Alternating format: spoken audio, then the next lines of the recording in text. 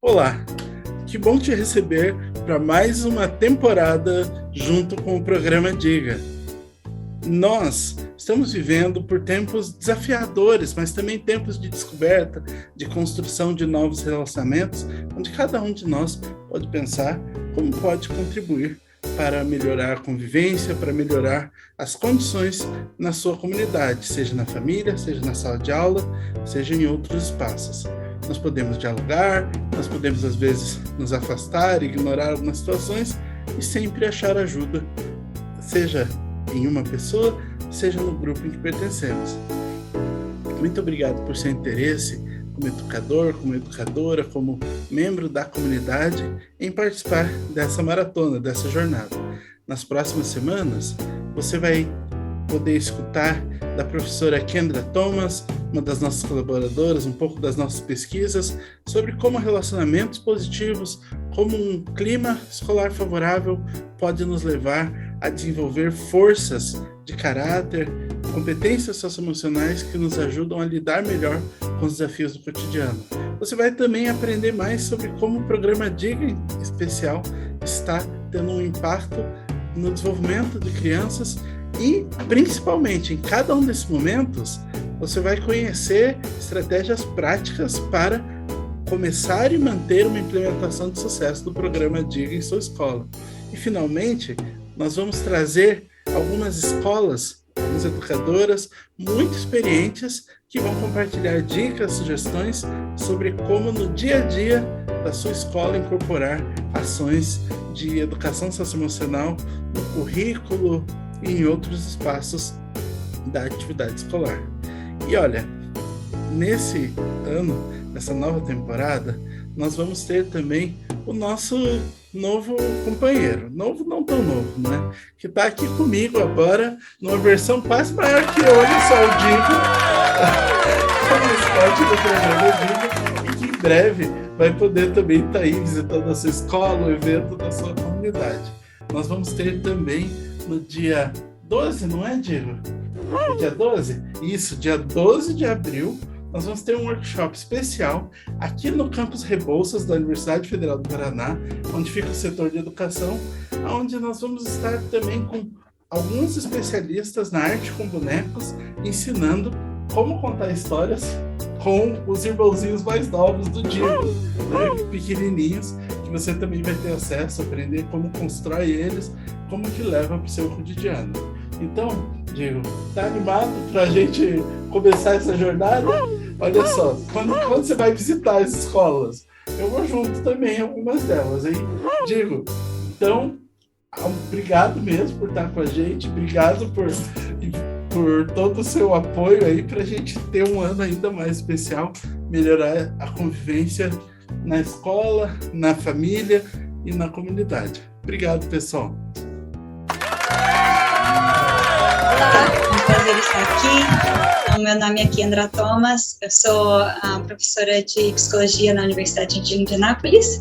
Eu tenho PhD em psicologia educacional, com ênfase em desenvolvimento humano. Eu dou muita aula de desenvolvimento humano e faz 6 anos que eu trabalho com o professor Josafá, e é um enorme prazer eu fazer essa parceria e estar com vocês hoje nessa Maratona Diga de 2022.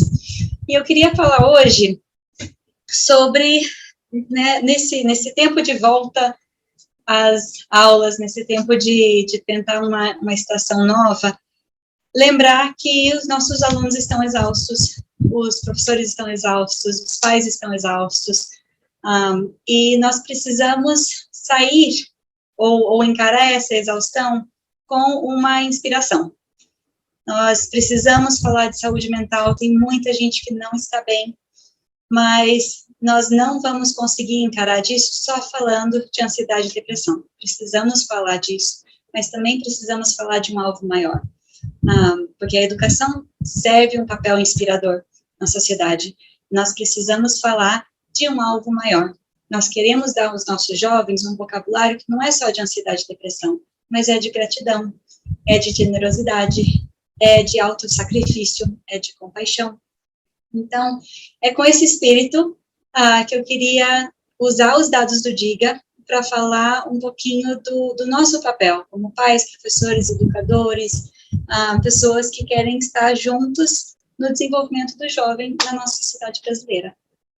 Então, falando nessa ideia de inspiração, eu vou puxar os dados do DIGA, porque para nós sairmos dessa exaustidão coletiva, dessa dificuldade, desses anos difíceis, que cada um sofreu uma pandemia diferente, nós vamos precisar de algo mais forte do que a ansiedade, algo mais forte do que a depressão, algo mais forte dessas dificuldades e das tragédias que muitas famílias sofreram ao longo desses 2 anos.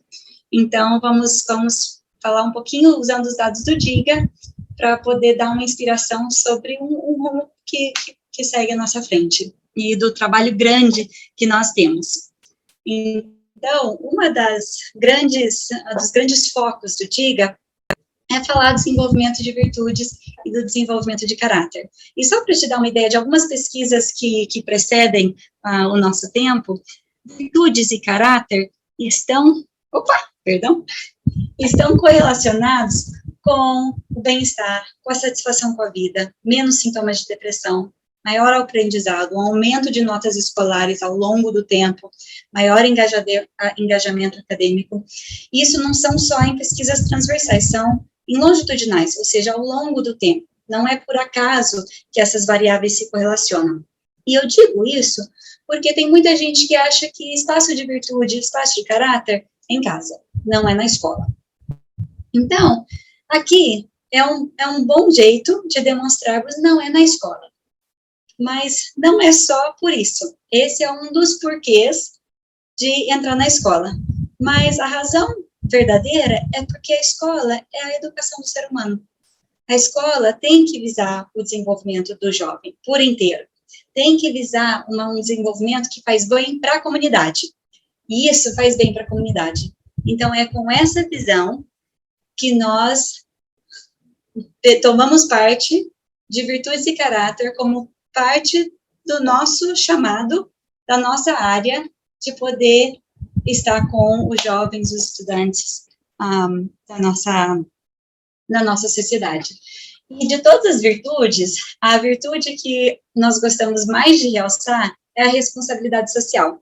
Então, para isso, eu puxo uma definição da Laura Ray Lake, que é a força de caráter baseada de princípios de justiça e cuidado e compromisso com a comunidade. Eu penso na responsabilidade social como uma das meta-virtudes. É uma virtude de virtudes, porque é uma virtude de cuidado, de eu não vou ter só a responsabilidade comigo mesmo, não vou ser só uma pessoa responsável, eu vou ter responsabilidade sobre o que eu produzo, como eu me relaciono, eu vou tomar cuidado, eu vou ser um agente de justiça na minha comunidade, e eu vou ser responsável não só por mim, mas pelo meu meio social. E é isso que nós queremos passar para os nossos alunos. Não queremos só criar jovens felizes, nós queremos criar jovens que visam o bem comum, que são agentes de justiça, que cuidam uns dos outros. É isso nosso papel. Então, nós fazemos isso como? Uma das primeiras ideias que surgiu com todos os dados que nós pegamos do DIGA, é que nós pensamos quais são os grandes temas que criam um contexto positivo, um contexto saudável para a criança. E as coisas que nós sabemos há muito tempo é que um ambiente bem estruturado, com regras claras, explícitas, o jovem sabe o que precisa, sabe como fazer isso, sabe quando vai ser, onde os limites são, e um ambiente de apoio, de pertencimento, de aconchego, de amor, de algo incondicional. Essa de estrutura e apoio é o clima autoritativo, aquele abraço forte e pulso firme que a criança precisa. E tem a educação socioemocional, que não é só o ensinamento de como lidar com, não só de ver as emoções, poder perceber, tá bravo, ficou chateado, mas de poder lidar com isso dos outros e consigo mesmo. E essa educação socioemocional, e são os pilares que a gente sabe que faz bem para a criança. Então, com isso, os dados do DIGA, nós percebemos que isso predizia muito bem o nível de responsabilidade social que o aluno se reconhecesse em si mesmo. Ou seja, nós sabemos que esses pilares são os mesmos pilares que ajudam a criar esse sentimento de responsabilidade pela justiça e pelo cuidado um do outro. E o interessante é que é essa responsabilidade social que ajuda a prevenir a agressão, que quanto maior a responsabilidade social, menor o nível de agressão e vitimização. Né, por causa da agressão, é menos vitimização. E o interessante é que depois que nós incluímos responsabilidade social no modelo, essa ligação direta não ocorria mais. Não é só o contexto que diminui a agressão, o contexto diminui a agressão por causa da virtude que nutre dentro da criança. A criança tem um espaço e tem uma agência aqui. Então, nós vemos a responsabilidade social como um meio de combater a violência na escola, que é outra razão pela qual pais, professores, educadores, qualquer lugar, quem que estiver cuidando do jovem e visando isso para o nosso futuro, nós precisamos começar a falar do caráter. Nós precisamos, porque a criança não aprende num lugar onde ela vai ser vitimizada, num lugar onde ela vai ter medo. Então, isso faz parte da nossa responsabilidade, porque esse é o nosso alvo maior. Nosso alvo maior é criar contextos que nutrem a responsabilidade social para prevenir a agressão e a vitimização dentro da escola, para a escola poder fazer o que a escola precisa fazer. Então, eu queria ajudar a definir se o aprendizado socioemocional, daqueles 3 pilares que eu coloquei ali, se isso é um pouco difícil de entender, esses são alguns dos itens que, quando nós estamos estudando, essas são as palavras, para deixar bem claro, que nós perguntamos para os alunos. Aqui, os estudantes são orientados a se sentirem responsáveis pelas suas ações, a entenderem como os outros pensam e se sentem, a controlar o seu próprio comportamento, a se importarem com o sentimento dos outros e a resolverem conflitos uns com os outros. Pensa, se o estudante que você conhece, que você tem em mente quando você está pensando nisso, como que esse estudante responderia essas perguntas? Pode até ser uma maneira de engajar uma conversa. Como que responderia isso? Por quê? Porque esse é um dos primeiros trabalhos que a gente faz. Como que nós podemos estruturar os nossos ambientes para ajudar a ensinarem isso para eles? Porque vai ter conflito, vai ter agressão. Estudantes vão procurar os limites, jovens vão buscar os limites. O importante é criar um contexto que o contexto mesmo ajuda a amenizar isso e ajuda a não entrar em contágio.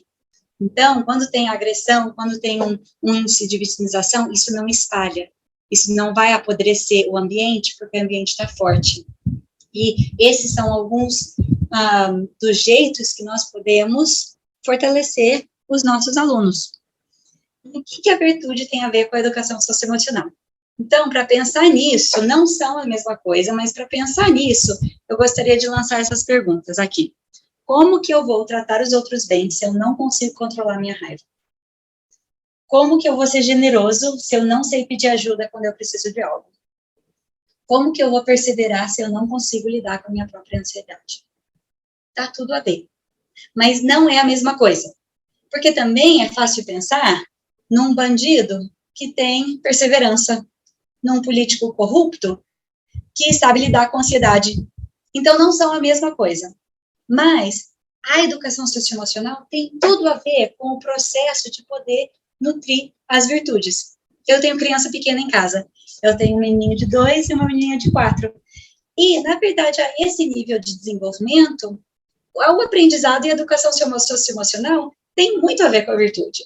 Porque muito dos chiliques lá em casa é a ver com a frustração, né? A violência da minha... Violência demais, né? Mas os cutucos entre os meus filhos tem tudo a ver com conseguir identificar a raiva, conseguir identificar a frustração. Mas ao longo com que eles vão crescendo, se nós continuarmos, os professores, eles continuarem a motivar só pelo benefício próprio, é muito possível criar um cidadão que sabe lidar com a frustração e não ajuda o próximo. Então, é um meio muito importante, mas a motivação não pode parar ali. Nós temos que ir além disso. no processo de nutrir as virtudes. E aí que a motivação tem tudo a ver. Os outros pilares que eu mostrei eram o apoio e a estrutura. E para falar disso, esse é o modelo autoritativo, do pulso firme e do abraço, né? É todo o apoio e o acolhimento e o amor e toda a estrutura e disciplina. E muita gente pensa no modelo autoritativo como esse meio, bem aí, do pai ou do professor pensando, será que agora é a hora do pulso firme ou será que agora é a hora do abraço? E não é isso. O modelo autoritativo não é isso. O modelo autoritativo é isso. É poder falar o pulso firme e o abraço na mesma hora. De falar, eu te amo tanto que eu não vou deixar você agir assim. Não é esse balanço. É ter os dois ao mesmo nível. E isso é muito difícil.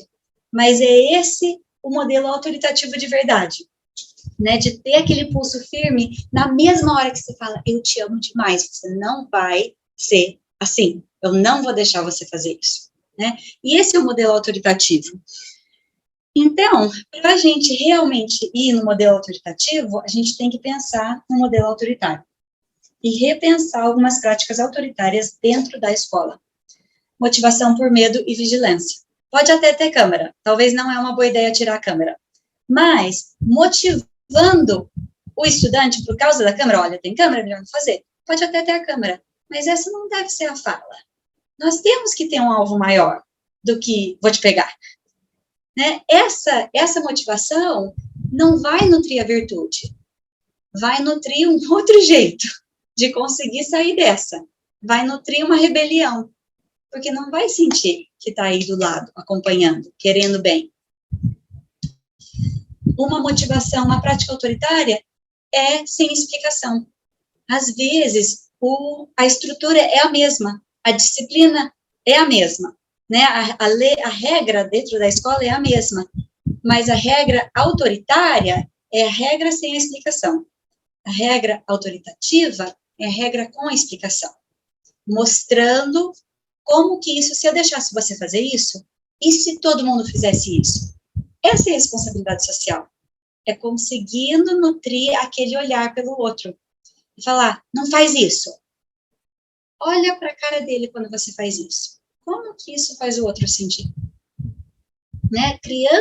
Nutrindo esse olhar com diálogo, né? Uma prática autoritativa não tem relacionamento, não tem inspiração, não tem aquele alvo maior. Mesmo se tiver as mesmas regras, o mesmo pulso firme, tem um alvo maior, tem um relacionamento, tem um aconchego, uma explicação, um diálogo. Isso vai gerando um ambiente que a criança sente que é justa. E muitas das minhas pesquisas têm a ver com as práticas de justiça dentro da escola, ou dentro da família, que quando a criança sente que está sendo tratada de uma forma justa, a criança relaxa. A criança sente que pertence, porque o sofrimento, até a percepção de injustiça, gera um sentimento que não pertence, cada um por si. E isso não vai gerar responsabilidade social. Uma das formas que eu penso em justiça, né, ao longo de coletar dados sobre justiça, eu tenho começado a pensar em justiça como uma forma de capital. É o acesso individual à justiça. Da mesma forma que pensamos em um capital político, um capital social, nem todo mundo tem o mesmo acesso à justiça, né? Tem uma diferença de grupo, tem uma diferença individual. Uma que é fácil de pensar é o status, são grupos de privilégios, né? Os grupos de maior privilégio têm maior acesso à justiça. Mas também tem a conexão entre o esforço e o efeito. Pensa na criança que tem uma dificuldade de aprendizado. Estuda, e daí não vê o efeito. Isso é uma sensação de injustiça naquela criança, né? Ou o adulto que está em um âmbito de trabalho que quanto mais trabalha, não vai render mais. Isso é uma forma de injustiça, porque não cria esse vínculo. Quanta de vós tem uma relação com status, óbvio, tem, né, um overlap aqui, mas também tem aquela criança que talvez é mais tímida, ou não acha que não tem aquele relacionamento com o adulto, a autoridade, ou acha que não pode pedir por aquilo, diferente da criança que não merece aquela nota, mas vai pedir do mesmo jeito, e talvez vai ganhar um pontinho a mais, né? É uma diferença de voz. O estudante que sofre com gaguejo, se for acusado falsamente, não vai conseguir se expressar da mesma forma, porque não tem o mesmo nível de voz. As autoridades imediatas, os professores, a direção, os pais, se for adulto, os chefes de trabalho, né, a burocracia, isso tem a ver com o acesso à justiça. Porque se for um ambiente de trabalho com muito nepotismo, as autoridades imediatas estão limitando o capital de justiça daquela pessoa. E a sociedade, o nível de injustiça na sociedade afeta todo mundo. Ninguém fica isento quando o nível de injustiça é muito alto. A gente vê menos injustiças para todo mundo numa sociedade mais igual e mais justa. E tem mais injustiças para todo mundo. Porque se está chovendo forte, mesmo se você tem uma sombrinha, é mais fácil de se molhar quando está chovendo forte. E essas coisas são coisas muito difíceis. O status e a sociedade são coisas muito difíceis para o professor ou para o pai lidar. Mas tem algumas coisas aqui que dá para a gente talvez amenizar. Porque a maioria das crianças no mundo todo estão crescendo com injustiças. Estão crescendo com injustiças que nós não temos habilidade de amenizar. Mas nós podemos criar contextos na escola que aumentam a voz, que ajudam a criar relacionamentos com autoridades imediatas, que ajudam a apertar esse vínculo do esforço e efeito. Então, a criança pode ter o privilégio e o direito de ver que quando trabalha mais, rende mais. E isso precisa, para poder nutrir esse sentimento de agência, que pode engajar, que tem um ambiente de influência. Então, nós queremos saber como que nós podemos nutrir virtudes e justiça dentro da escola. Mesmo num ambiente imperfeito, mesmo num ambiente injusto, o que nós temos dentro do nosso âmbito de agência que nós podemos fazer para nutrir essas, e eu acho que tem a ver com o nível de justiça que nós potencializamos para os nossos estudantes na escola. Eu gosto muito do Lev Vygotsky, quando ele fala: o contexto social sinaliza o valor que nossos estudantes internalizam. Quando nós criamos um ambiente justo, quando nós criamos um ambiente que visa um algo maior, de uma motivação mais justa, de uma motivação mais virtuosa, de relacionamentos maiores, os estudantes vão internalizar isso. Se nós passamos para eles uma motivação de medo, eles vão internalizar isso. Se nós passamos para eles uma motivação de resultado, né, em vez de esforço, eles vão internalizar isso. Então, agora surgem as nossas perguntas. As nossas intervenções escolares podem deixar o mundo mais justo? Nós podemos introduzir alguma coisa, tipo, diga, que pode deixar o ambiente escolar mais justo. E foi aí que nós olhamos os dados desse jeito. Esses mesmos pilares do apoio, da estrutura, da educação socioemocional, gerando expectativas de justiça. O adolescente que fala: olha, quando eu preciso, as pessoas geralmente me tratam com justiça. Eu geralmente recebo o que eu mereço. Essas são as expectativas dos alunos. E esses pilares que nós sabemos de um contexto social saudável e positivo geram maiores expectativas de justiça. Mesmo em alunos que estão crescendo em contextos de injustiça, em contextos de desigualdade social. E essas expectativas prediziam as virtudes de justiça, coragem e liderança pró-social. Todas as virtudes. Foram essas que a gente analisou. A gente também não achou que são todas, mas essas específicas nós olhamos porque essas precisam de uma agência para agir para o outro. E se eu vivo num contexto sem justiça nenhuma, por que eu vou enfrentar um bullying? Nada vai acontecer mesmo, não vai ter nenhuma justiça, ninguém vai vir me ajudar. Sem essa expectativa de justiça do contexto da vida pessoal, como que vai criar uma coragem? Como que vai virar uma criança que é uma agente de justiça, né, que vai se ver como líder? As crianças que têm maiores expectativas de justiça são as crianças que são mais prováveis a enfrentar o bullying, porque acha que vai conseguir mudar alguma coisa. Então, para pensar, liderança social era uma das virtudes.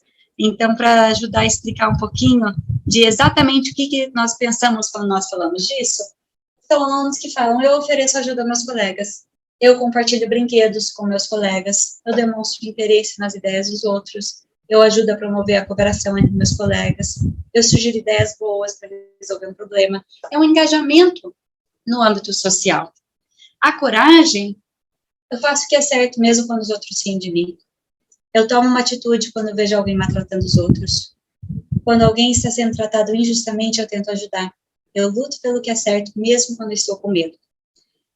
Uma criança que não tem nenhuma expectativa de justiça, que sente que não tem voz, que sente que o esforço e o efeito, e mais esforço não gera mais efeito, que sente que as autoridades imediatas não vão, né, acolher ou ouvir, ou estar ali para criar, né, disciplinas e regras justas, não vai conseguir nutrir essa virtude de exigência, de se pôr, talvez, para falar, para ser a voz do outro, quando o outro não tem voz. Porque acaba com aquela expectativa de justiça. Mas, por outro lado, tem um poder que nós temos no contexto escolar, que faz parte da escola, que faz parte do alvo maior de educação, que está dentro da nossa responsabilidade. Os pais e os professores são os guardiões de justiça das crianças. Tem muita injustiça que foge do nosso âmbito. Mas, o que nós pudermos fazer para criar os contextos que ajudam a amenizar as injustiças, para criar esses contextos, vai ajudar a nutrir as virtudes que nós precisamos para ser os cidadãos que nós precisamos. Então, para fazer isso, os pais e professores têm que ter mensagens simples e coesas, têm que falar a mesma linguagem, né? Quando o pai e o professor falam uma coisa diferente, a criança não pega nenhum nem outro, fica olhando, né? Pais e professores têm que estar falando a mesma coisa. Por isso, a gente fala isso. É uma mensagem simples. Dialogue, ignore, ganhe distância, ache ajuda. É uma mensagem simples para poder falar para os pais, para os professores, para a direção, para a comunidade. Vamos explicar uma coisa simples. E vamos começar a falar de virtudes. Vamos ampliar o vocabulário, né, de virtudes. Não ficar só nas dificuldades, mas dar um algo maior. Numa mensagem simples, coesa, igual, para a criança não ficar confusa. Para a criança participar também. Então, para falar disso, a última coisa é os relacionamentos, porque os relacionamentos é que dão a liga. Sem o relacionamento não vai dar a liga. E tem muito trabalho teórico para entender a importância dos relacionamentos nas virtudes. E eu acho que os relacionamentos são a pedra angular do desenvolvimento infanto-juvenil e é um componente muito importante do desenvolvimento social. É dentro de um relacionamento, quando alguém ama outra pessoa, é que vai aprender o outro sacrifício. Quando você ama alguém e você faz alguma coisa que machuca aquela pessoa, é aí que você aprende o perdão. É aí que você aprende a generosidade. Quando você se importa com alguém, quando você ama alguém, quando você tem um relacionamento e você percebe que quebrando a regra, magoa o professor. Que quebrando aquele vínculo, aquele respeito entre autoridades, isso quebra um vínculo, essa vai ser a motivação mais poderosa na vida de uma criança, na vida de um adolescente. Então, os relacionamentos entre os alunos e os professores e entre os colegas ajudam a nutrir as virtudes, que vão fortalecer o raciocínio moral. É muito mais fácil eu tomar a posição do outro se eu já gosto do outro. Isso já ajuda, e é um processo que tem que treinar bastante para ficar fácil e flexível. E quando a intervenção de caráter é dada pelos professores, é mais eficaz. Por isso que o Diga não vem e dá a aula. O Diga vem e treina o professor, dá recursos para o professor. Porque quando o professor e a escola dá a intervenção, é muito mais poderosa. Não vem de fora, faz parte da escola. Nós sabemos disso de outras pesquisas, estamos vendo também nos dados do Diga. E alguns dos dados que nós vemos entre os alunos. Então, essas são as virtudes que eu vou falar, são todas essas. É uma aglomeração da esperança, da coragem, da justiça, liderança pró-social, autorregulação, responsabilidade social e colaboração. E nós medimos os relacionamentos entre alunos, entre pares. Então, os alunos que têm mais vínculo, e maiores vínculos, são todos esses, os que começaram mais. Então, medimos ele ao longo de alguns meses, e os que começaram com vínculos bem fortes, começaram mais alto. E quando os vínculos aumentaram ao longo desses meses, é esse mais escuro aqui, foram os que aumentaram mais. Começaram maior e aumentaram mais. Os que começaram menos, ainda aumentaram, mas quando começaram menos e aumentaram, esse foi o maior.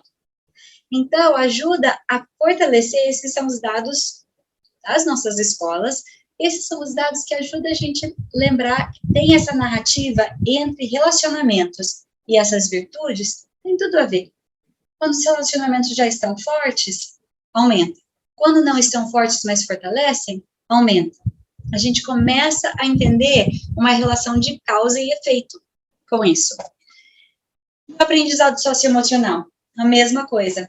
Quando o aprendizado socioemocional é alto e aumenta, é o melhor. Quando é baixo e aumenta, olha quanto ajuda.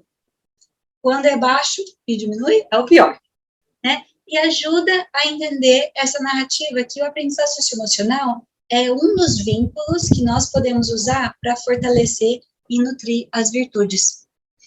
Então, para lembrar, nós ensinamos quem somos. Os nossos alunos, os nossos adolescentes vão ter muito mais chance de se tornar pessoas virtuosas se nós formos pessoas virtuosas. Não é lição de moral. Lição de moral nunca funciona.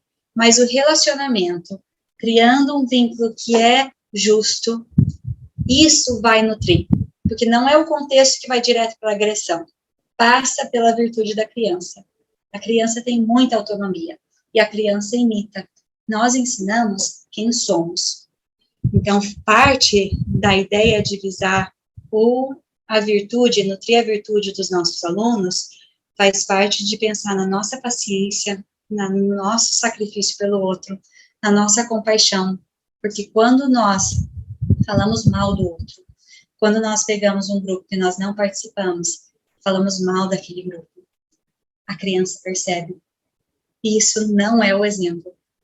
Esse não é assim que nós vamos conseguir dar as virtudes. Então, e agora, participe do Diga. Tem muitos recursos que nós queremos explicar, que nós queremos dar, porque não adianta, né, o Diga dar direto para o aluno. Tem que participar pelo professor, tem que passar pelo pai, tem que passar pela comunidade, porque esse é o vínculo afetivo que a criança vai respeitar. Não vai respeitar, sim, aquele vínculo afetivo. E vamos pensar nos ambientes que nós estamos criando. São ambientes autoritários? São ambientes autoritativos? São ambientes que ajudam a criança a criar aquele olhar para ver o outro?